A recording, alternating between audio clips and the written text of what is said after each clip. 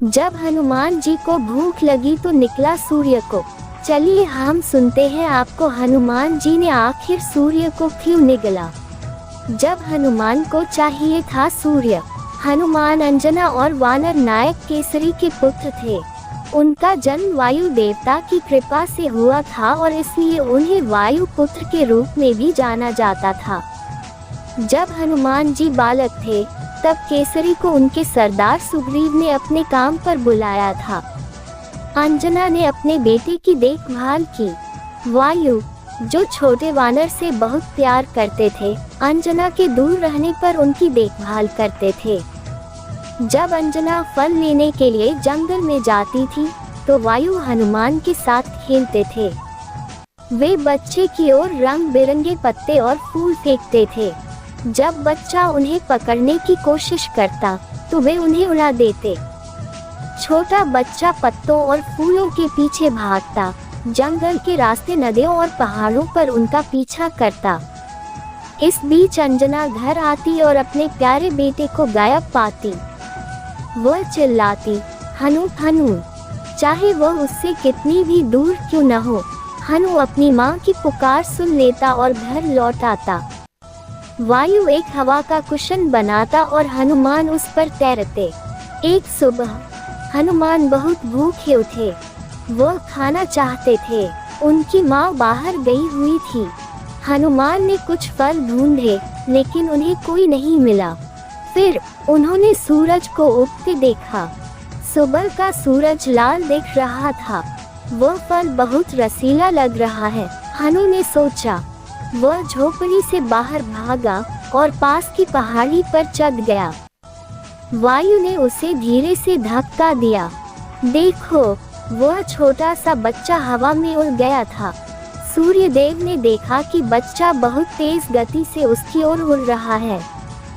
सूर्य देव ने सोचा, वह छोटा सा बच्चा पागल बैल की तरह मुझ पर हमला कर रहा है। वायु को ये देखकर आश्चर्य हुआ कि उनके मित्र सूर्य एक छोटे से बच्चे को देखकर घबरा गए। हनुमान अब और अधिक गति से चलने लगे। सूर्यदेव घबरा गए। बचाओ बचाओ, वे चिल्लाए। कुछ ही समय में देवताओं के राजा इंद्र अपने हाथी पर सवार होकर प्रकट हुए। यह कोई साधारण हाथी नहीं था। ऐरावत सफेद रंग का था और उसके 4 दांत थे। छोटे हनुमान को इंद्र का हाथी खिलौना जैसा लग रहा था। वह भूल गया कि उसे भूख लगी है और हाथी के पीछे चला गया। इंद्र चिल्लाया, चले जाओ दुष्ट, चले जाओ। इंद्र की चेतावनी को नजरअंदाज करते हुए हनुमान ने हाथी को उसकी सूंड से पकड़ने के लिए आगे झपट्टा मारा। इंद्र ने अपने शक्तिशाली हथियार वज्र से हनुमान को दूर धकेल दिया। हनुमान के चेहरे पर वार हुआ था। उनका चेहरा फूलने लगा और वे कराह उठे। वायुदेव को गिरते हुए बच्चे को देखकर घबराहट हुई। उन्होंने उसे अपनी बाहों में लेने के लिए तेजी से आगे बढ़े। उसे उठाकर वायुदेव तेजी से एक गुफा के अंदर चले गए।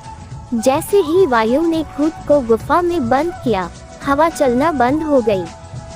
मनुष्य और जानवर सांस लेने के लिए संघर्ष करने लगे।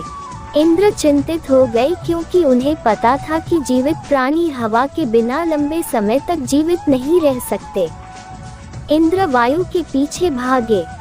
सूर्य इंद्र के पीछे भागे। अन्य देवता सूर्य के पीछे भागे। इंद्र के नेतृत्व में सभी देवता गुफा के बाहर एकत्र हुए और वायु से बाहर आने का आग्रह किया। इंद्र ने कहा, वायु, तुम्हारा पुत्र बहुत अद्भुत है।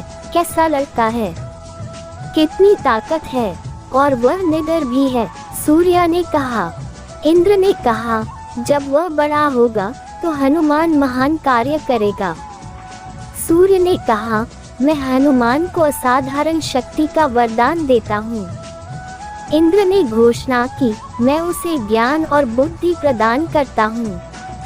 देवताओं में से एक ने कहा, वह अपनी इच्छानुसार बड़ा या छोटा हो सकता है। वह कोई भी रूप धारण कर सकता है। इंद्र ने कहा, मृत्यु भी उसे छू नहीं सकती। मैं उसे अमर बना दूंगा।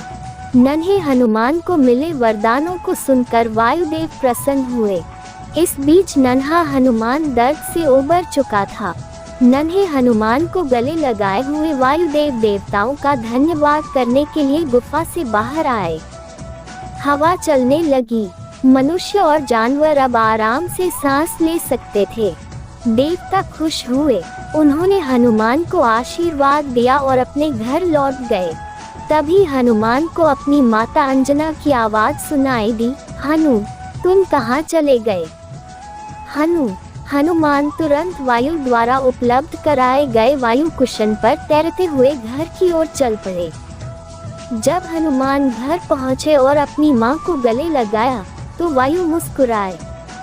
नमस्ते दोस्तों, अगर आप लोगों को हमारी हनुमान जी की कथा अच्छी लगती हो तो कृपया हमारे चैनल को सब्सक्राइब करें ताकि हम वीडियो बनाएं तो उसका नोटिफिकेशन आप सबसे पहले पहुंचे।